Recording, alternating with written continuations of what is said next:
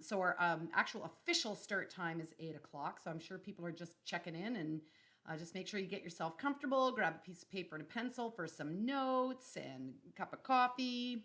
Perhaps your kids are already gone to bed and you're ready for that glass of wine yourself, because we're of the age, so we're allowed as adults.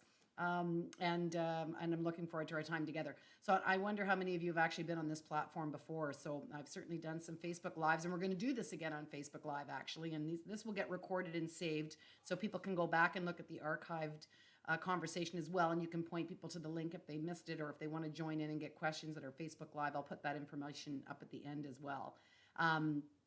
So I'll just wait for a few more minutes here. So we said 8 o'clock would be our start time, but I just wanted you to know that you've landed in the right place. I'm Alyson Schafer. We're going to be talking about parenting and how we can prevent underage drinking, how to deal with kids if we catch them drinking, and to answer questions of things that have come up for you at home. Now, just so people know, and again, I'm going to be repeating some of this, it's important for people to know that what we're going to talk about is the application of parenting to the subject of preventing underage drinking. But you will learn a lot about parenting kids that is a way to use your parenting relationship in a way to influence behavior that is for many age ranges and for many problems, not just alcohol. So it's pretty robust conversation, and I'm very glad that you've put some time aside for me. So we still got a couple minutes till go time. So hang in there. Again, you've just joined me on YouTube for our live chat and conversation about ways to prevent underage drinking. So please feel free to send questions, and I'll be glancing up at your chat. Oh, I see Christine's. Hello, Christine. Thank you very much for being with us. Hope I see some friends. Some of you guys, I recognize your names, but anyways, please post away. I've had the great opportunity to speak on this subject to a lot of schools, in different corporate workplaces. We've got a whole series of YouTube videos that are little vignettes, nothing more than about 3 minutes, just to try to get the information out in quick, digestible bites. So I hope after the talk you surf around the rest of my YouTube channel and check out some of the other content that I've gone there about parenting. So, it's near and dear to my heart because I think it is one of those topics that parents want to do right, do good, but they're often confused on the proper approach. So really happy to be working in cooperation with Labatt's Breweries and bringing you this great information. So thanks for being with us. And again, it's Alyson Schafer. We've got an 8 o'clock start time. I'll be talking for about half an hour. I'll be glancing over at your comments, but mostly the first half is going to be informational, and then we'll open the floor to questions. But please feel free to post your questions anytime. We've also, if you've got people that can't get on, we've also put it out to Twitter and to Facebook. Post questions wherever you can. We will look for you and we will try to provide help. It's one of the greatest joys of being a parent educator. This is 15 years for me now. I was actually raised by parents who were parent educators. So everything that I talk about is near and dear to my heart, and that I lived it, breathed it. And now I've raised my own girls. So I've done the full life cycle of this, and I learned so much from so many people. And I'm so appreciative to my teachers and mentors. And I know as I was going through the different phases of parenting, how important it was to have good information. And everything we're going to be talking about tonight is based on the work of Alfred Adler, and it's reinforced by what we have found in current research and in scientific backings. So that's sort of the premise of our conversation tonight. So if you just hang in there, I'm watching the clock. I want to make sure I have my hard start time at 8 o'clock and that we don't leave anybody behind in our conversation. So glad you're with us. Hang on. 1 more minute. Countdown time. I'm starting to feel like it's a rocket launcher. T 60 seconds until we actually get our talk started this evening. So again, we've got many people watching, but I can only see if you type in a comment. I hope all of you found your little face icon there. When it says say something, you can type away. So it'd be wonderful if you said hi, so I actually see who's here with me. Great. I know that there's some regular followers that enjoy the information, and I really appreciate the support and loyalty people have shown me over the years. And I think what happens is that when you find a philosophy for parenting that resonates with you, you want to stay within that vein, and it gives you a sense of continuity, and this is certainly a coherent um, parenting philosophy that I'm teaching, that many people feel very passionate about embracing. So I just here before we get started, I see Christine says, I've got a few friends with teens and tweens, so I'm asking on their behalf. Well, thank you, and please do, and that's great. Does the early use of alcohol increase the risk of alcohol dependence? So even, I know we have to start at 8 o'clock. I promise I will not lose that question. So hold on there. And just, we said, when should parents, caregivers, and other adults begin to talk to young people about underage drinking? Is there a certain age? So all of this is all the good stuff we're going to be talking about in the next half hour. So hold those two questions, Christine. I see them. I'll get back to them. But since it's 8 o'clock, I want to start at the top of our hour saying that welcome. It's Alyson Schafer. I'm a parenting expert. And the topic of our conversation on this live chat today is about ways to parent to prevent underage drinking. And what's terrific about this conversation is that even though it is geared to the topic of underage drinking, this is really about parenting, that about how to have relationships with your kids and how to parent in ways that can positively impact all the choices that they make. So we're going to use the application of preventing underage drinking. But if you have young kids or your issues or with other concerns with your kids, you're still going to get takeaways from this talk today. And what's really exciting for me as well is that, when your kids are little, you get a lot of information when kids are little. I find that there's just so many parenting magazines and blogs and whatever for starting out parent, but it starts to dwindle when we start to hit the teen years and the tween years, and parents get much hungrier for information. It's harder to find. So it's a pleasure that I can bring this information to you. I think the other thing too, as a parenting expert, I definitely am going to share stories from my own kids. I've cleared this with them. They're willing to share their experiences. Also my experiences in working with families. But as an expert in parenting in Canada, I have to watch for the trends, and I have to watch for the themes that come up in family life. And I will tell you that almost universally what I hear is that parents are super, super spooked by the teen years and the tween years. They have kind of heard that your kids are going to kind of go crazy. It's going to be out of control, that they're going to drift from you. There's a sort of a negative social status associated with the adolescent years. And what I'd like to tell you is that does not necessarily have to be the truth at all. That in fact, that I have completely enjoyed the teen years, that there are many moments of joy. And if you have the right education and you have some of the right tools at your disposal, which is what tonight is about, then you have ways that you can navigate through the changes that happen in adolescence. And we're going to talk about that. Why our kids change and how we need to change our parenting to keep up with those changes. It's a big part of our conversation tonight. So this is actually going to be a positive talk, an optimistic talk, and it's going to empower you so that you're not so fearful about facing these upcoming years. So first of all, let's just maybe start with how big the problem is anyways. And when we look at the research, whether we're looking at, there's several bodies of information that we go to, and whether that is Stats Canada or Health Canada, what we see is that the numbers are not quite the same. It's a little bit different depending on how they collect the information and how much people disclose in different surveys and different formats.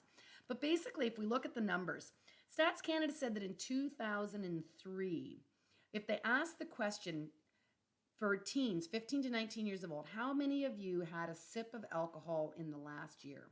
And back in 2003, the answer to that question was 65%. 65%. Now, I don't know. What are people thinking? Were you expecting that number? You can type in here, say in your say something box. I'm very curious. Were you surprised by that number? How many of you were drinking a sip of alcohol between the ages of 15 and 19 when you were growing up, right? So now that's 2003. So let's fast forward a full decade. They repeat the question again in 2013. How many of you have had a sip of alcohol in the last year between the ages of 15 and 19? Do you think the number went up, or do you think the number went down? Well, it's interesting. I've given this talk in audiences and I get people to raise hands. Most people assume that things have gotten worse. Most people think that youth are falling apart and that the problem is increasing. And it's not the truth, people. It is not the truth. That number went from 65, we are now in a minority. Only 41% of youth 15 to 19 have had a sip of alcohol in the last year. So the reason why that's an important number is because things have been changing. The things that have been changing is that we now have education programs in schools. We're bringing programs with education to parents, like tonight's event. Many agencies have got their own independent campaigns, And that when we find when various platforms come together to take on social challenges, we do find that we're being effective and successful. And what I get excited about is that now that it's in the minority, when your kids go out, you don't have there's going to be less opportunity for them to be influenced, less access to alcohol because most kids are not. So that's very helpful news. So yes, it's making a difference, and our efforts are paying off. So please stay motivated. We don't need to throw our hands in despair. So what we're doing is working. We need to do more, and we need to do it well. And so that's part of our mission tonight. So I want to talk about why it is that kids drink. Really, if we're going to talk about how we're going to change it, we got to get to the underlying. What are the major influences on why kids make the decision to drink? And so this is not the full menu, but I'm going to talk about the three big ones. Now, the first one is brain development. So we're going to spend some time talking on some interesting findings that we found about what the heck is going on inside that teen brain. The second one is peers, the influence of peers, peer pressure. And that, again, this applies to drinking, it applies to other things. And then the third, which may surprise many parents, is parenting. That you have actually a major role in your kid's decision on whether they're going to drink underage or not. So rather than us feeling helpless and powerless, I want us to take a sense of agency and know that if we are wise and strategic, that we will have an influence. So that's my goal for tonight.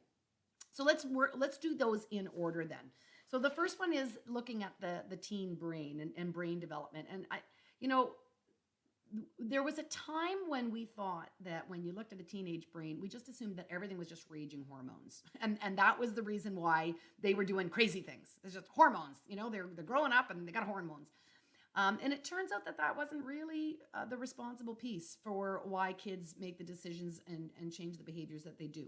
That now that we have MRI machines that now can take pictures and look deeper into the brain and take different images of the brain, it turns out in the last 15 years, we tell a very different story. That up until 15 years ago, we used to think that the majority of brain growth happened in early childhood, and that was sort of the end of it. That was the end of brain development.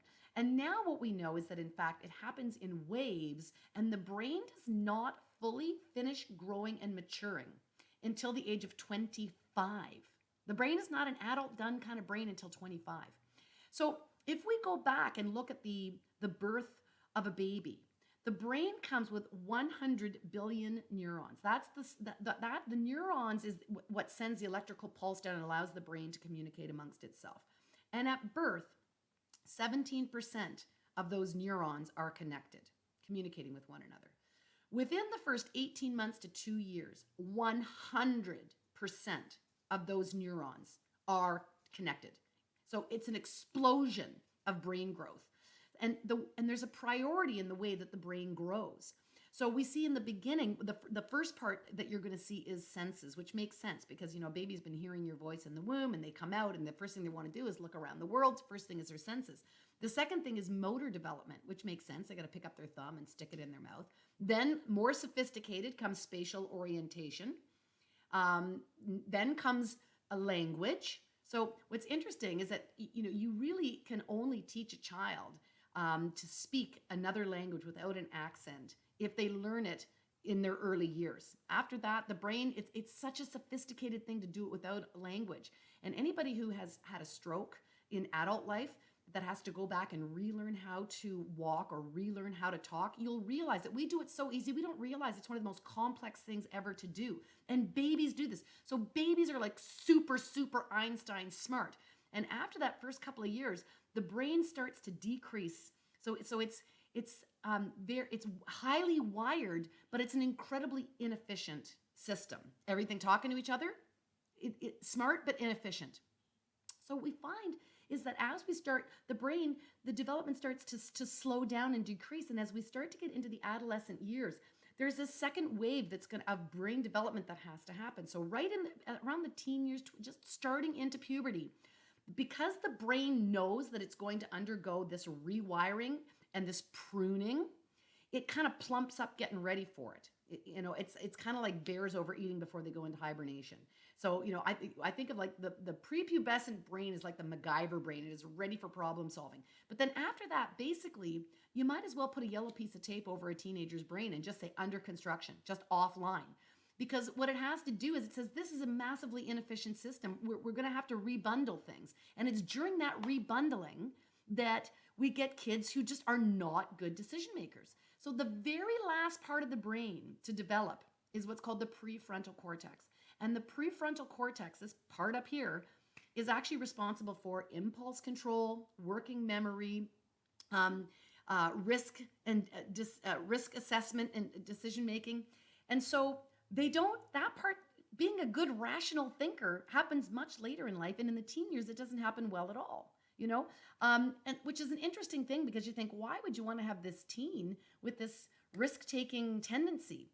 Well, if you think about it, what happens in adolescence as you're finally kind of moving away from the mama species? Think about a little bird sitting on the edge of a nest, and they have to leave home. They have to go leave the mama nest. That bird has to sit on the edge of the nest and have some wild leap of faith that he's just going to flap his wings and survive jumping out of the nest. So for a baby to hit adolescence and then to say, you got to go make it out in the world, you don't get to be with mommy and daddy anymore. Biologically and evolutionarily, we wire the brain to say, you can do it, go out and take a risk. So know that is part of it. We got to make sure our kids take healthy risks, not unhealthy risks, but it starts to give us some understanding for why we see some of the decisions, poor decision making, poor judgment, and why we need to reassert to our kids that this is one of the reasons why we do not allow drinking at certain ages.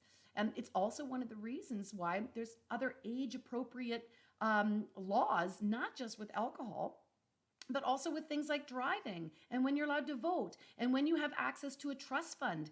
And these things are determined because we want to make sure that they have the brain capacity developed in order for them to be in a good, safe place to handle those responsibilities. So it's not just about us being old-fashioned or mean or not understanding. It's a law that we're upholding. So I think part of it is to explain to our kids how their brain works. So it isn't just proprietary information that we have, but this is information that they understand as well. That these are unique times. The brain is not good decision making in the adolescent years. So they will come out the other end of it. When that rewiring and that repruning process happens, it will go. But up until then, it's a use it or lose it kind of a system. So it's explain some of that brain biology to them. So that's the brain. Now, the second piece that we started to talk about was about peers. And so, again, there's sort of a feeling that, we feel like, well, there's this incredible amount of peer pressure, and we're sort of afraid about that. But again, if we look at it from a biological point of view, this is when we would be doing pair bonding. We're supposed to couple up. That's right. And it's when our sexual development is, and that is where the hormones are. And so we're supposed to be finding our partners, practicing dating, and we're supposed to be finding our social group. That we are human beings are wired to be social creatures. We live in families, we live in communities, we live in herds, we live in pods, that we are communal people by our very nature. And that's why the worst thing that you can do to a person is to put them in solitary confinement. You will have mental health issues if you do not have friends. So the fact that your kids constantly want to be texting on their phone and constantly in contact with their friends, understand that is a developmental task that they're supposed to be doing. It's an age-appropriate task that they're supposed to be doing.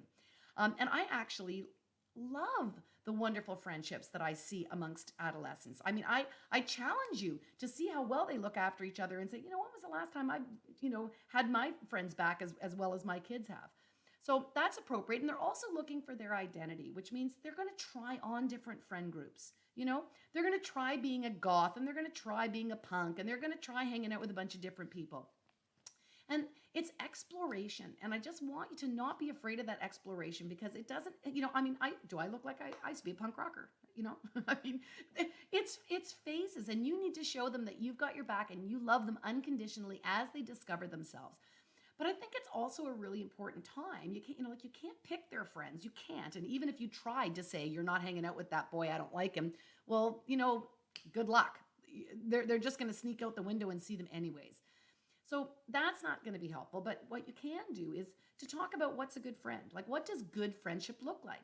And good friendships do not look like somebody telling you what you should and should not do or pressuring you. Just the same way a boy should not pressure you to kiss if you don't want to kiss. You do, if your friends are saying, come on, have a drink, you should not feel pressured. So good friends don't pressure people. You should be able to say, no, it's not my thing, take a pass, and they should not be chiding you for that. So point out to your children, what does a good friend look like? When are you your best self? Who allows you to be your authentic you? Who does not pressure you to be something other than you don't want? And just process that with your kids, so that they start to learn what good friendships and good, respectful, healthy relationships look like. It's a way of educating them. So don't judge. Help them on that journey. They need to know, because it's very tumultuous, and you really do need to be that rock and sounding board for them. So again, we're going to talk about how to keep those lines of communication open so that they keep coming back to you. And then the next thing is to talk about our parenting styles. The third factor is parenting, and that's really a big part of the part. What can we do? And interestingly, it's actually the largest of the three biggies. Parenting is the number one influence. So you really do make a difference in how this all goes down. Now, the thing is that as kids get older, just the way their brain develops, we have to change our parenting style. So when kids are small, they're concrete thinkers. So our role in parenting is to just be an educator, just to say, you can say to a young child, no, that's a beer. It has alcohol in it. You're not allowed to drink it. That's not a substance for children. And that'll be fine, because you're just educating them. They'll understand that. When your kids get a little bit older, then you've got to switch it up and be a facilitator. Remember, they got that big brain with all the myelination happening, and they want to use it. They don't care what you know. They don't want you to teach. They're going to think you're preaching. You got to switch it around now and say, I want to know what you know. I want to be curious. I want to ask curious questions and let them do the thinking and process things with me. So instead, I'm going to ask questions like, why do you think that kids your age think it's really cool to drink? Like, what is that? What's the cool factor around alcohol with your group? I like to say group too, rather than you. It's just easier to talk about their whole cohort. Just get the conversation started. So let them talk, invite them into dialogue, invite them to share their opinions and what they're making of the world. And then you can kind of shape with the way you think about things and add information. But just don't lecture, be curious. And then, of course, as they become young adults, our role has to change again. So now we have to switch it up and really be more of a coach. And it's just, a question for a coach to a young adult might be something like, so what have you decided about your relationship with alcohol? That, just tell me about you, and I'm keeping my piece out of it. So think about that. If you made that shift, because I find that's one of the biggest deterrents, is that if we stay in educator role and we don't shift to facilitator, we're going to get kids who shut us down. And we do not want them to shut us down. We want them to come to us as sage counsel. And so if we have a healthy relationship with our teens, what we find is that it's in the healthy relationship. And I know this is hard to believe, but if you have a good relationship with your teen, they will not want to let you down. They want your acceptance and approval. If they respect you and like you, they will want you to think well of them. So when we ask teens, hey, you went to that party and you didn't drink, why didn't you? They'll say, because I didn't want to let my parents down. So when that relationship is healthy, that's actually the biggest powerful thing you have, because you can't just follow your kids to every party. You can't go stalking them, in the park after prom. It's the summer. They're going to go off to kids' cottages. They're going to go off to camp. They are going to be in situations without you where alcohol is going to be present, and you want them to make a good decision when you're not there. That's the whole point. And when you have a healthy relationship and you've stated clearly your values, that we believe that drinking underage is not appropriate behavior, that it's against the law, that we're law-abiding people, that there's a reason why those decisions were made based on the capability of the functioning of the brain and to make decisions. And so we're going to wait until you're legal drinking age, and I expect you to be law-abiding and live by our family values. Kids are more likely, now notice I'm saying more likely. I'm saying more likely. You need to hold that limit and boundary. What too frequently happens is that parents say, you know what, they're going to drink anyway, so I might as well just get it for them. This is not good advice. I want to use an analysis or an analogy of something that might just be more understandable for you. Imagine that you set a curfew at 12 o'clock for your kids. Got to be home for 12 o'clock, that's curfew. And then they come home at 1 o'clock, so they're an hour late on the curfew. So you say, you know what, this is stupid. I don't even know why I set a curfew. You never come home on time anyway, so forget it, there's no curfew. If you throw away curfew, the chances are your child is now going to come home at 2 or 3 in the morning, right? It's going to be worse. So what I'm suggesting to you is you need to hold the line. The expectation is no alcohol. It will constrain their behavior. Of course, no amount of underage drinking is okay. You need to say that to them, but you will reduce the likelihood of them getting into trouble if you hold that expectation of zero tolerance. Okay, so that's my advice to you, and that's a conversation that that we have many, many times. So I want to get into this. How do we bring it up? How do we start talking to kids? So you need to know that this is not a one-time conversation, that I'm going to break it into 3 parts. There is the before the drinking experience. There is the when you catch them drunk. And then there's the processing things after a situation. So the before talk is talk to your kids all the time, anytime. One of Christine's original questions, when can we start this conversation? Well, think about it. You got a 6-year-old at a barbecue and Uncle Al is like tipping all over the place and has slurred speech. That's an opportunity for you to say, you know what? Uncle Al has had alcohol. It affects the body's ability to use its muscle coordination. It impairs our cognitions. And so you can see him is slurring and he's falling down. And that's what we call being drunk. He's drunk from having irresponsibly too much alcohol. So that's all I got to say to a 6-year-old. But, if they pick up a beer bottle, right? No, I'm sorry, that's not for you. That's for when you get legal drinking age. So at any time you can have small conversations and things will happen in the news.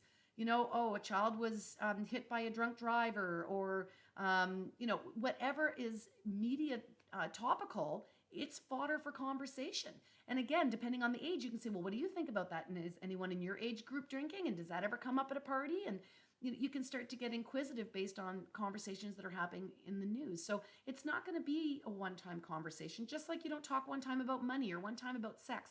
These are complicated conversations that are going to grow with your child. But the thing is, if you've talked about it in advance, by the time they get to drinking age, they know your position. They know your open-mindedness. You've had a long time to have a relationship with them. So that's the kind of conversations that we want to have before. Now, you also want to help your kids say, listen, you are going to go somewhere and there is going to be alcohol. So let's talk about how you're going to handle that situation. And I think one of the most important things is for kids to have an out, right? That they need to know how to say no and stick to it. And one of the ways to say no and stick to it is to rehearse some lines that would be comfortable and authentic for them. That doesn't feel contrived, but it needs to be rehearsed and thought of, because in the moment, it's going to just be peer pressure and I just don't want to be a fool. So, things like if you said, oh, you know what?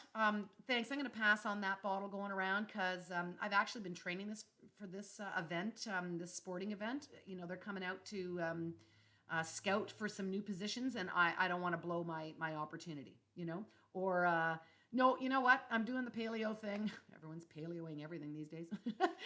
Keeping down on the carbs, none for me, So, I've got a big test tomorrow. I want to be on my toes. Just have them come up with something. Or even if they say, are you kidding me? My parents are like so all over me when I come home. They're going to like smell my breath. They're going to look in my eyes. It's not worth the hassle, right? Whatever it might be. But they need to have that practiced answer so that they're ready to go when the situation arises. So to have that discussion with them in advance. And of course, you always want to tell them, listen, if something looks suspicious, strange, you get into hot water, somebody else gets into hot water, please call me. I am a trusted person. So we had a situation where, it was kids in grade 8, I believe, and it was after dinner and they found a bottle of vodka and the boy downed it and passed out in a ditch. And the 2 girls were like, oh, shoot, well, it's curfew. We have to be home at 8 o'clock. Leave him in the ditch. But at least they had the wisdom to text my daughter, who then said, oh my gosh, you don't leave people passed out in a ditch. She told me. We were able to get the boy. He ended up getting his stomach pumped. But the point is, think of the rationale. Those kids are like, even though they've got a kid in distress, they do not have the education to know that much alcohol can create serious consequences to somebody. And so they left him because they were so fearful of being late for curfew. Do you see how they're not using their brain and the ability to make good decisions at that point? But at least the reaching out, that line that my daughter knew, if someone's in trouble, you call a parent. Don't worry about getting in trouble. Don't worry about punishment. I'm a non-punitive parent. I apply consequences, but I don't punish. And I've proven that to my kids that I'm a safe person to come to problems with. They've come to me when they've had bad report cards. They've come to me when they've had issues at school and maybe got a detention. You prove over many experiences that you're a safe person to come to. So you want to make sure that they know. When I say call home if you're in trouble, you've got to have had other experiences where your kids have had some oopsies where you have shown them that you really do walk the talk. So really invite them to pick up that phone. So now let's say it's the night of, and again, another story from my family. I picked my daughter up from a party and we're making our way home. And of course the road is like this. And after a few minutes, she's like, pull the car over. At which point she proceeds to throw up outside the car and is like, I'm sorry. So now once I know that she's intoxicated, this is not the time to talk. Okay, so it's enough that you've got a brain under construction, but now you've got an intoxicated brain under construction. This is not a good time to be having important conversations. So at that point, really, now it's not about education, it's about caretaking. How much have I had to drink? Were you always watching your cup? Is there anything else you could have had? So you want to make sure that they're safe, and then you want to make sure you do as best to control symptoms. So let's have some water and get you into bed, and we'll talk in the morning. And you can rub their back and just be kind because they're feeling really, really sick. So, the next morning, once you know that they are once again sober, now we can say, hey, again, rub their back. I don't need to be angry about this. I don't need to be punitive. I need to say things went off the track because I know our expectation and I know that that's against the law, but you drank anyway. So I need to understand what happened so that we can make plans to make things better for you in the future so that you aren't in such a sticky situation. And so find out what was it? How can we improve matters the next go around? And that's what learning's all about, that iterative process. Maybe it's that it's just really hard to hang out with that group of friends. Maybe you need to find another group of people that party in a different way. Maybe you need to stay with your buddy who's also not drinking, so two of you are passing instead of just one, so you don't feel like such an isolate or whatever it might be. So that's all about the what will I do different in the future, not I have to get punished about what happened in the past. That's when you take a good educative model. So we've got the before, the during, and the after is the 3 times to be talking about alcohol. Now, to have those conversations, we need to think about how we talk to our kids. And this is, again, any difficult conversation is just to be a good communicator. And part of good communication skills with our kids is about looking for good opportunities to talk. So you want to look at your kid's body language and you want to put body language out there that says, I'm open. So one little trick I can tell you about, for example, is we have this tendency to mirror one another. When we are connected, we mimic each other. So if you're talking to your child about anything else, and it's often helpful to do something when you're talking. It could be driving in a car, it could be raking leaves, washing dishes, whatever. And and just when you're kind of feeling like there's a good vibe happening between you, then you can kind of move the conversation into that direction. But you'll find if you're sitting on the couch, you'll put your arms behind your head, they'll put their arms behind their head. You cross their leg, they'll cross their legs. If they point their knees towards you, these are all kind of green flags that you're on the same page. So watch for that kind of body language. And again, watch yours. Because if you say, I think it's just fine that you, they're going to say, well, your face is saying you're just fine, but your body is not saying that you are just fine. So we have to really look for that tone. We have to really, lean in, lean forward, and try, what's that expression that, God gave us 2 ears and 1 mouth for a reason? Like, we really want to try to be better listeners and less talkers. And if you want to practice this, because again, good communication isn't just about talking about alcohol, it's good communication talking about everything. So if you want to just practice this with your teenager or your tween, there's something called closet listening. And all it basically means, and it's a challenge I'm going to give you, is just show up, just be in the physical presence of your child and don't start a conversation. Just sit there. So if they're doing their hair in the bathroom or whatever and putting on their makeup for school, just come in and sit on the side of the bathtub. They're like, huh? What are you doing in here? I just wanted to be with you. Just want to hang out. They're sitting on the couch, just, curl up, put your arm around them. And you'll find it, and don't even try to start a conversation. Just wait. And the next thing you know, they'll start chatting with you. And you don't have to really give full answers. You can just listen. Just go, oh. I mean, don't do it so like I'm giving you the same answer over and over again. I don't, they'll catch on that you're, make it authentic. But the point is, you're not going to dialogue. You're just going to be, oh, that's interesting. Is that right? Oh, tell me more. Just practice it. I'm telling you, when you learn to be a good listener, you're going to just discover your kids. It all comes out. I often find that driving in the car, because they're not distracted with other things, you're kind of like a little bit of a forced stuck together. It's also why I like going out for dinner and things like that too. When your kids, when you kind of have to be together, conversations will just start to flow. So, it's important that in the teen years, that even though they have that drive to be with their peers, and that's all really great, you need to still keep your relationship close and to have lots of those conversations. So you need to just change what you do. It may be they don't want to go to the Christmas tree farm, and maybe they're not going to want to go to the park and throw a ball around, but maybe they want to go for dinner and a movie. Maybe they want to go to the manicure salon. So try to find their interest. Try to stay interested in their world. Know the names of their friends. Know their hobbies. Read their favorite books. If they like doing video games, get on there and learn the video game. Go to their world if you want to stay with them. And when you are there sharing that time and space, conversations will just transpire. And again, I challenge you just to listen to them. Listen. And then the little bit of time that you have to talk, you're going to be so much more powerful because you're not just nagging and going on and whatever. They won't become mother deaf. So practice that closet listening. I think you're going to find that's really powerful. All right. So I'm hoping that you have now had an overview of the teen brain, that you're going to educate your kids around the teen brain, that you understand that you got to switch up your parenting, move away from educator, move on to facilitator, and that now you've got some guidance around how to have the conversation about alcohol, about expressing your family values, giving them tools so that when they go out, they're prepared to make good decisions for themselves, and then have that trust. I got to tell you, the kids really appreciate being trusted. I had to drop my daughter off at a party once. It was a birthday party weekend at a cottage. Cottage season is here.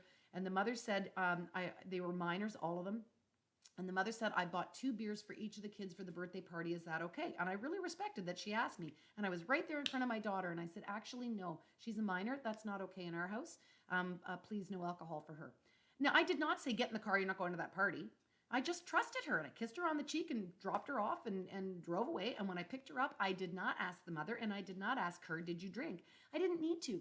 The point was I went with the assumption that she didn't. And I've talked to her about that story in years gone by, and she said, do you know how important it is that you trust me? That's worth everything. I would not want to break your trust. So that's that relationship part that's changing the decisions that our kids are making. Like I said, are our kids going to be 100%? That's our goal. But if they're not, at least they know they're constrained and they know they can come to you when they need help. And those 2 key elements is what's going to keep our kids alive and safe and healthy and having a positive attitude. And it's going to spread over and spill over into all the other parts of your parenting. It's homework, choice of boyfriends, willingness to clean up the house, being generally cooperative with you. It truly is the way to go with positive, non-punitive discipline, which is not permissive. It's not permissive parenting. People get that confused, okay? There's autocratic, permissive. I'm talking about democratic backbone parenting, like Barbara Coloroso and Jane Nelson and her positive parenting and step parenting and active parenting. There's a bunch of different brands, but the use of consequences and problem solving in family meetings is really key if you're looking for more information. Of course, I got tons on my site at AlysonSchafer.com. So now at 8:30, I said that I would do my little spiel, and then we would turn the attention over to you folks. And I see people have been putting up questions, so I'm excited to see. I've been focusing on talking and not reading your comments. So we're going to begin. Hi Heather. Hi Liz. This is great. Nice to see my friends here. And Bonnie. Hi Bonnie. You're always such a loyal supporter. I'm so glad you're here. All right. So have I got curated questions, or are we just gonna? Yeah. Okay. So I don't. They're telling me I can scroll, except for that I'm not very good at scrolling because this is not a board computer. Oh, there we go. My tech people have slid in a mouse for me. How great is that? Okay. So I'm gonna just scroll up here. All right. And I'm so glad you guys have been like besides questions, you've just been talking to yourself, which is super nice. Okay. So one of the first questions that came on, Christine, was asking about, does early use of alcohol increase the risk of alcohol dependence? And so certainly when we look at people that get into trouble with addiction, and you work backwards and say, when did you start drinking? It's certainly not uncommon to find out that alcohol exposure happened early. So yes, I would definitely say that it is a factor. Again, you have to understand that this again goes to brain development. It's not just alcohol. We're also talking about gaming, gambling, porn. These are all things that are part of the pleasure system of the brain and the dopamine system of the brain. And during the adolescent years, during that pruning, use it or lose it, there is more susceptibility to that dopamine system to want to continue to get its hit. So yes, I think there is a greater vulnerability. Again, I'm not saying it's causative, but I would definitely say to your kids that it's one of your concerns and it's one of the reasons why you're living by your values and why you have a strong opinion about it, for sure. Yeah. And then we talked about what age, do we begin? And as I said, the conversation changes as you grow. But you can start talking at, anytime your kids are witnessing and seeing things. You just want to keep the conversation developmentally appropriate to what they can comprehend and using appropriate language, for sure. Let me see here. So we were talking about the language. It's interesting. I've let my kids Spanish slack off, and it's harder and harder to get them to get back to it. Yeah. So language, again, it's you can learn a language. I mean, my daughter is in a French college now, and as an adult learning, and I've tried to learn another language. It's incredibly hard work, but you'll hear like kids that are young can pick up 5-6 languages. That part of the brain is just, the language centers of the brain really are alive and well. But the thing is, it's about doing it without an accent. It's about, you will always have that accent. Whereas if you do it in the younger years, the brain is sophisticated enough that it doesn't. But yes, I guess that's why a lot of people like the access to French immersion and things like that, which is even better if you can support it at home. But I see, hi, Domestic Diva. It says, we're on the cusp of the boy thing, I think. Hold me. Now, you mean the boy thing, meaning you have a daughter who's into the boys? Or the boy thing, meaning the bro code? Because, I mean, gender is a big issue. Kids understand gender at a very young age. I mean, even as young as 2 and 3, they will be able to say, you're a boy and you're a girl, and they've got some pretty general ideas about what boys and girls do. But as they start to get that sexual maturation, and they start getting interested in the other sex, it's very interesting to see how they kind of play date. My one daughter said that she had a boyfriend for a year, but that boyfriend, let me tell you what that definition was. She would look out the window to see when he would come walking past the house to go to school, and then she would come out of the house and they would walk to school together. That was pretty much and it's very interesting how it also happens in a social context. Remember, we talked about peer influence. If there are schools, and I mean literally schools, where they just hang out in groups. They don't do the one-on-one dating. Like, it's like, no, we all went to somebody's house. Like, they're still in groups. And that can go on for very many different years. Whereas you go to a school on a different part of the city and they'll say, oh no, all the kids are dating. And again, what does it mean by dating? I mean, they're using these terms and they're practicing. He likes you, he has a crush, infatuation.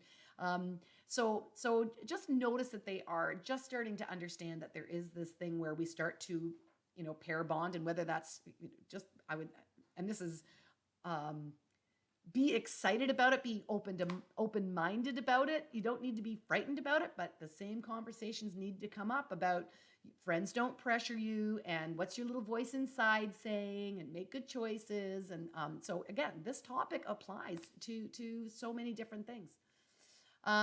So what do I say if my child asks, can I take a sip of your drink? So my answer is, if you've got a little kid, no. That the idea that it's the whole idea of saying zero tolerance, this has got alcohol, this is for adults. I am sure there are people that have given their kid a sip to say and see how awful it is, because the truth is the palate of a child does not enjoy the taste of beer or alcohol. Chances are they're going to find their own way to sneak a sip, and they will discover that for themselves. So I would rather not condone it, so that they just kind of understand that you're like, nope, that's just really not for you. Even when my kids were, you're legally allowed to serve your own children under your own roof as being supervisor.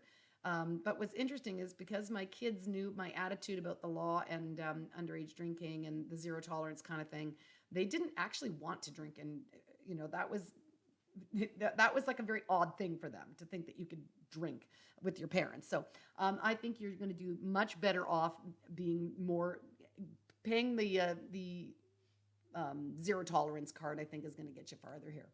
Um, Oops, don't hit that part of the menu, Allison. This is where the technical gal. Let's see. Oh, there we go. Got the mouse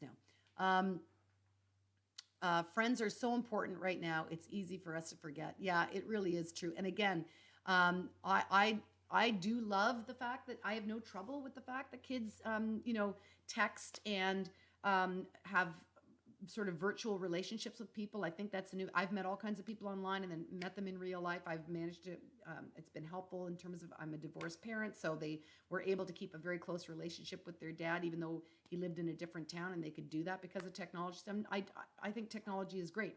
But just the same way that we need to teach our kids manners and etiquette, we got to teach them manners and etiquette online. We got to teach them how to manage friendships online.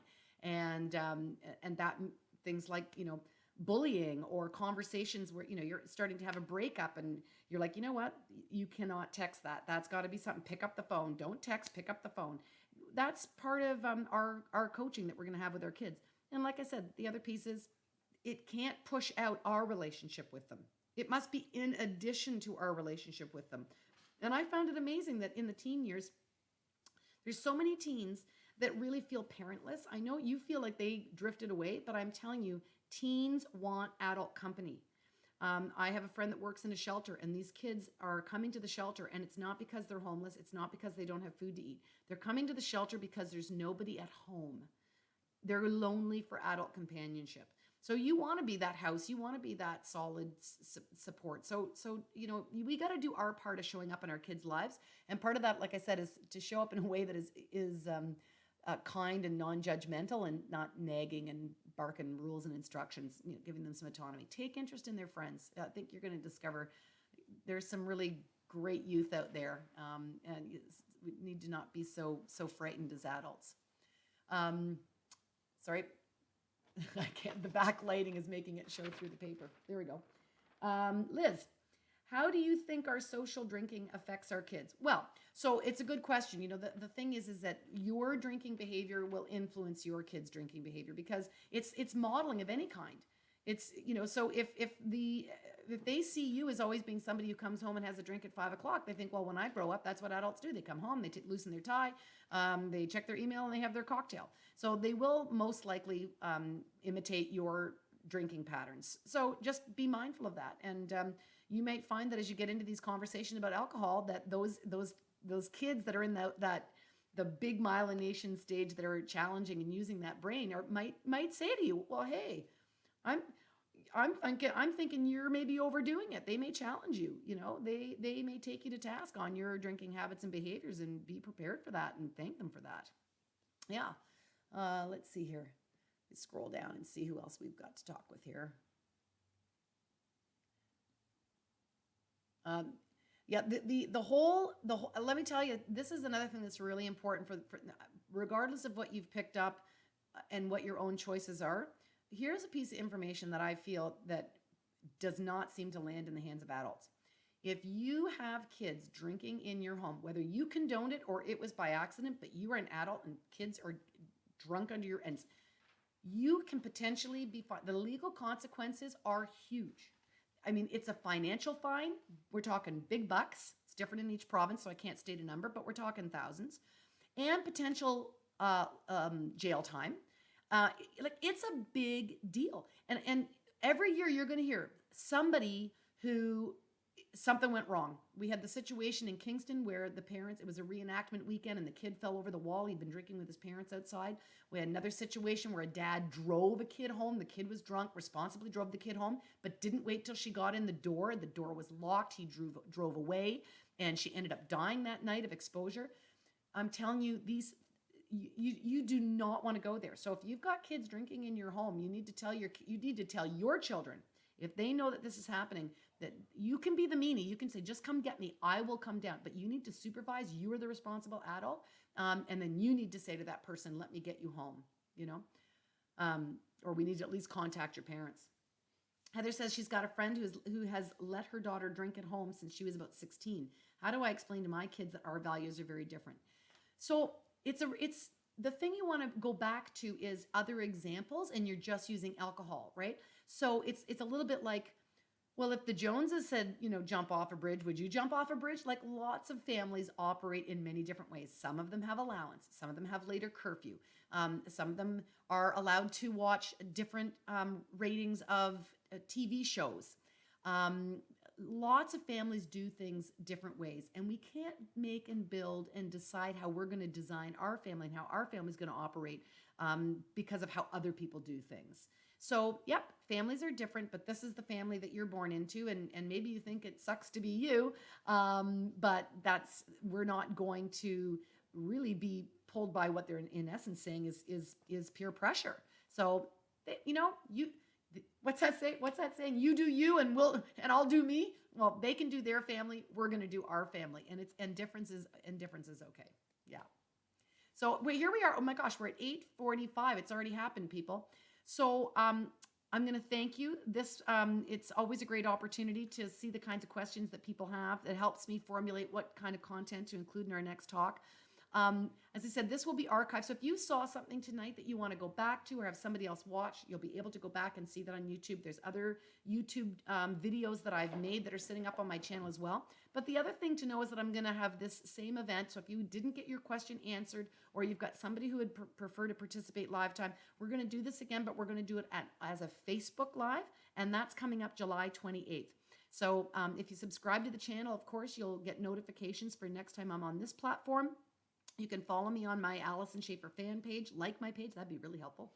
And let people know, help us get the word out, not just about the events, but about the information that you used. Our hashtag is Family Talk, or you can use hashtag Ask Alyson as well for people to continue asking questions. So anyways, I hope you found this enjoyable and informative, and that you feel inspired and a little bit more prepared for the teen years. So thanks for your time tonight. Signing off.